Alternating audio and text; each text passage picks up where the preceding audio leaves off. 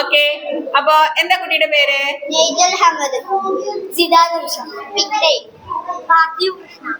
അപ്പൊ നിങ്ങൾ ടീച്ചറോട് ചോദിച്ചു, ഈ ക്ലാസ്സിലെ ഏറ്റവും നല്ല കുട്ടി ഏതാന്ന് നിങ്ങൾ ടീച്ചറോട് ചോദിച്ചു. അത് എങ്ങനെ ടീച്ചർ കണ്ടെത്തുക?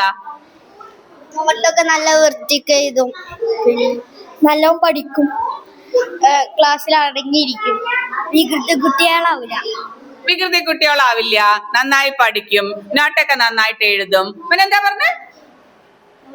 നോട്ട് നന്നായിട്ട് എഴുതും. ഇങ്ങനത്തെ ഉള്ള കുട്ടികളാണ് ക്ലാസ്സിലെ നല്ല കുട്ടികൾ. ഇനിയുണ്ടോ നല്ല കുട്ടികൾക്കുള്ള ഡെഫിനിഷൻസ്? ഇനിയുണ്ടോ? ആലോചിച്ച് നോക്കൂ. ക്ലാസ്സിൽ ഒതുങ്ങിയിരിക്കും. പിന്നെ പറയണത് ആര് പറയണതാ കേൾക്കുക? ടീച്ചർ പറയണതും പാരന്റ്സ് പറയണതും അല്ലേ?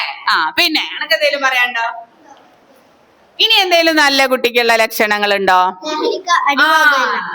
ഏറ്റവും നല്ല പോലെ എന്താണ്? ലഹരിക്ക് അടിമയാകില്ല. ഒരിക്കലും അടിമയാവില്ല.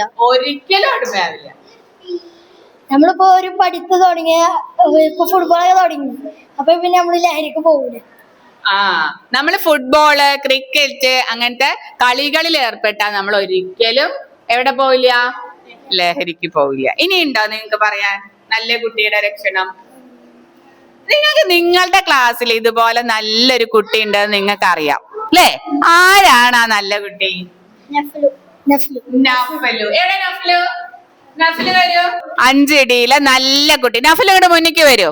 നഫ്ലു നല്ല കുട്ടിയാണെന്ന് എല്ലാവരും പറയണു. ടീച്ചർക്ക് അവിടെ വിശ്വസിക്കാൻ പറ്റണില്ല. നഫ്ലു നല്ല കുട്ടിയാണോ? ആണ് അല്ലേ? അപ്പൊ ടീച്ചർ അറിഞ്ഞിട്ടുണ്ടായിരുന്നില്ല ഇത്രയും കൊല്ലം പഠിക്കുമ്പോ നഫ്ലു നല്ല കുട്ടിയാണ്. എന്താണ് നഫ്ലു നല്ല കുട്ടിയെന്ന് പറയാൻ കാരണം? ടീച്ചർ തരുന്ന നോട്ടൊക്കെ വേഗം എഴുതും. പിന്നെ ഓന് ക്ലാസ്സിലൊക്കെ നല്ല കേട്ട് നല്ലോണം പഠിച്ചു. പിന്നെ ടീച്ചർ പറയണത് നല്ലോണം കേൾക്കും അല്ലേ?